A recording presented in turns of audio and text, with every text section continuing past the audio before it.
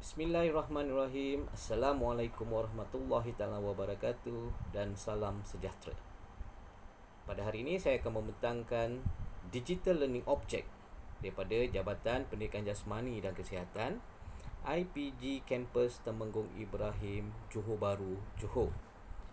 Mengenai maklumat peserta, subjek ini telah diketuai oleh Cik Nur Fadlin binti Muhammad Noor dan dianggoti oleh Encik Kamalul Arifin bin Muhammad, Cik Syairina binti Jaafar dan saya sendiri Encik Abdul Halim bin Abdul Wahab. Untuk makluman semua, khusus ini telah diajar oleh Cik Nur Fadlin binti Muhammad Noor. Khusus ini ditawarkan kepada pelajar supaya mereka dapat menguasai pengetahuan berkaitan pemakanan dan juga tentang kesihatan, mempamerkan amalan pemakanan sihat dalam kehidupan seharian serta dapat membantu orang lain merangka program pemakanan sihat sepanjang hayat. Pembelajaran berteraskan digital ataupun DLO merupakan satu platform demi memastikan kaedah pengajaran dan pembelajaran secara digital seiring dengan keperluan dunia pendidikan masa kini. Sistem pendidikan seluruh dunia semakin menekankan pelbagai kemahiran dalam kurikulum demi mempersiapkan murid menghadapi cabaran yang lebih kompleks pada abad yang ke-21. Satu rangka mengenai pedagogi abad ke-21 untuk generasi digital hari ini diperkenalkan dan diguna pakai dalam banyak kajian di seluruh dunia. Ia mengandungi 8 komponen utama iaitu meliputi pembelajaran kolaboratif, mengupayakan teknologi, pengembangan kemahiran penyelesaian masalah, pembelajaran berasaskan projek, mengoptimumkan teknologi maklumat dan komunikasi iaitu ICT sebagai sumber maklumat, menggalakkan amalan refleksi, mengembangkan kemahiran berfikir dan juga pentafsiran. Menurut Wang dan rakan-rakan 2010, e-pembelajaran merupakan merujuk kepada penggunaan rangkaian teknologi komputer terutama menerusi internet untuk menyampaikan pengajaran dan maklumat atau bahan kepada seseorang.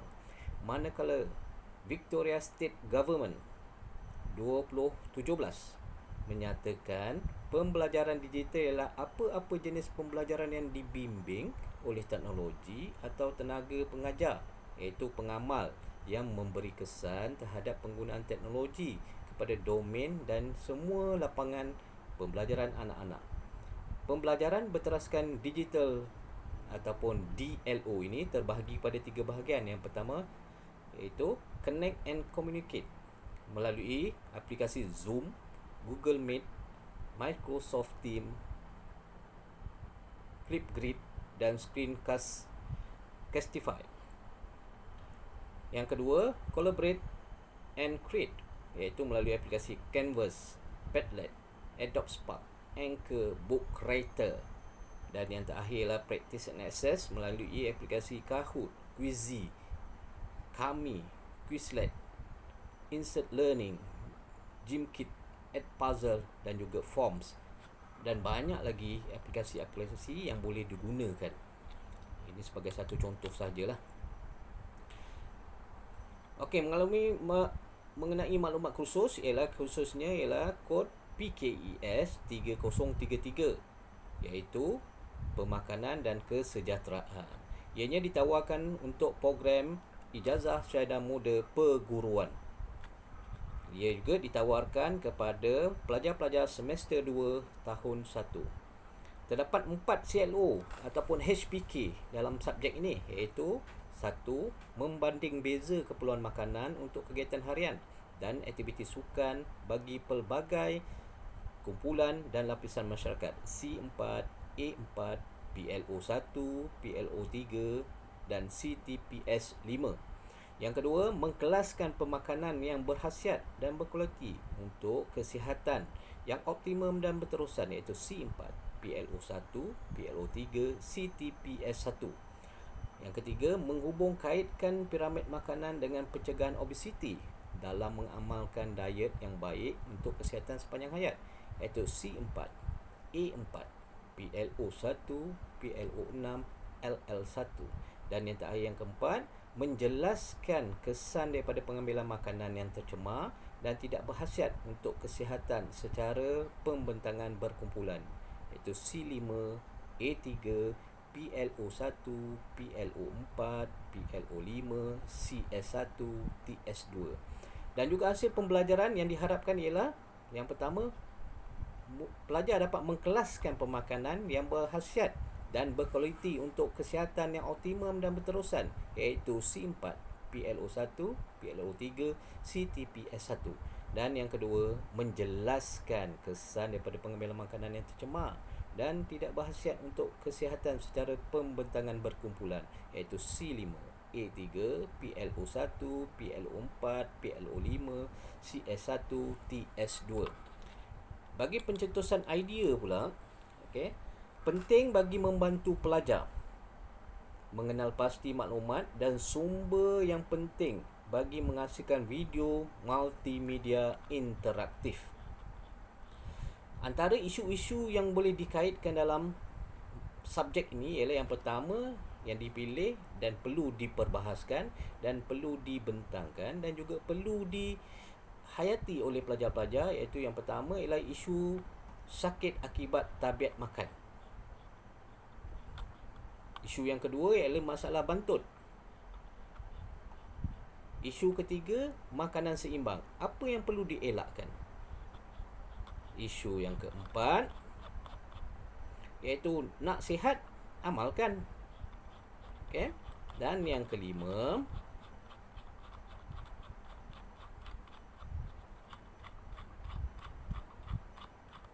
ada 4 isu dalam pencetus idea. Kemudian, pelajar-pelajar juga perlu membuat beberapa hantaran-hantaran video dan juga menjawab kuis yang telah diberikan kepada pelajar-pelajar melalui aplikasi Google Meet ataupun dalam Google Classroom. Dan pelajar-pelajar perlu menghantarkan hasilan-hasilannya dalam bentuk multimedia. Contoh tugasan pertama, pelajar mencari isi kandungan serta maklumat yang tepat untuk menghasilkan kuis berbentuk digital. Okey, dalam navigasi ini telah diberikan contoh-contohnya untuk tugasan pertama. Dan juga tugasan kedua, pelajar dapat menghasilkan video multimedia interaktif yang diharapkan dapat memberi maklumat serta info yang tepat kepada masyarakat di luar.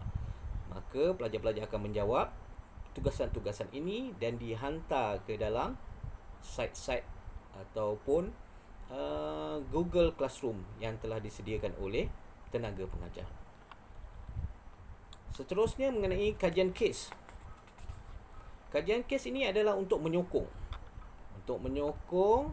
tugasan pelajar. Okay, pelajar-pelajar boleh membaca dan mendapatkan tentang input-input bagaimana untuk mengaitkan kajian-kajian kes ini ke dalam tugasan yang telah diberikan oleh tenaga pengajar. Contohnya, yang pertama, kajian kes keracunan makanan DIPT. Okay, sikap pembeli tidak memastikan makanan tersebut selamat dimakan. Cara mengenal pasti makanan selamat dimakan, iaitu perlu memastikan makanan tersebut melalui bau terlebih dahulu. Okey, pelajar-pelajar boleh kaitkan dengan kajian-kajian kes ini ke dalam tugasan yang telah diberikan oleh tenaga pengajar. Yang kedua, kajian kes yang kedua ialah pemakanan sihat Aidilfitri, iaitu sikap rakyat Malaysia yang mengamalkan pemakanan yang berlebihan semasa musim perayaan. 90% orang dewasa di Malaysia tidak makan buah dan sayur setiap hari. Kajian kes yang ketiga ialah keracunan makanan di sekolah, iaitu kes keracunan yang berlaku di sekolah disebabkan penyediaan mi goreng di kantin pada 13 Januari 2020. Seramai 120 orang murid mengalami simptom cerit-berit, muntah, loya dan demam. So, pelajar-pelajar ini akan menggunakan kajian-kajian kes ini ke dalam tugasan yang telah diberikan. Dan akhir sekali ialah refleksi daripada pelajar-pelajar, iaitu pelajar boleh memberikan maklum balas DLO kepada pensyarah-pensyarah apa yang mereka dapat di sepanjang belajar subjek ini, dan juga mereka juga boleh memberikan penambahbaikan apa yang perlu ditambah baik oleh tenaga pengajar, dan juga memberikan input-input apakah yang perlu lagi mereka ketahui untuk mendalami lagi subjek ini. Okey, akhir kata, saya bersyukur kerana melalui DLO ini dapat membina kerjasama dan ukhuwah yang kukuh antara rakan-rakan pensyarah serta semua pelajar yang mengikuti kursus ini. Selain daripada itu, semoga kursus ini dapat memberi input serta dapat memberi manfaat bukan setakat pelajar IPG, malah kepada masyarakat di luar tentang betapa penting pengenalan makanan yang berkualiti dalam kehidupan seharian kita. Maka dengan itu ada sedikit pesanan daripada saya sempena dengan pandemik COVID-19 ini, iaitu kita hendaklah patuhi SOP, iaitu yang pertama, pakai pelitup muka dan hidung. Yang kedua, basuh dengan kerap tangan menggunakan air dan juga sabun. Jangan bersentuhan ataupun sembang dekat. Patuhi penjarakan sosial dan mengimbas suhu badan sentiasa. Di akhir sekali, bersama-samalah kita hentikan wabak COVID-19 untuk kita sama-sama stay at home, stay safe, kita jaga kita, dan juga elakkan 3S atau 3C dan amalkan 3W. Akhir kalam daripada saya. Assalamualaikum warahmatullahi taala wabarakatuh.